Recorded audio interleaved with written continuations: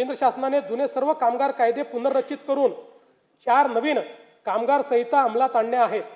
राज्यातील कामगारांचे हित जोपासण्याकरता या कामगार संहितांची राज्यात प्रभावीपणे अंमलबजावणी करण्यात येईल। राज्याच्या संतुलित, सर्वांगीण व गतिमान विकासासाठी आकांक्षित जिल्हा व आकांक्षित तालुका कार्यक्रमाचा राज्य योजनेअंतर्गत विस्तार करण्यात येत आहे। सध्याच्या गडचिरोली, नंदुरबार, धाराशिव व वाशिम या आकांक्षित जिल्ह्यांसोबत हिंगोली, जालना, पालघर, बीड व धुळे आणि परभणी या 6 नवीन आकांक्षित जिल्ह्यांचा समावेश करण्यात येईल।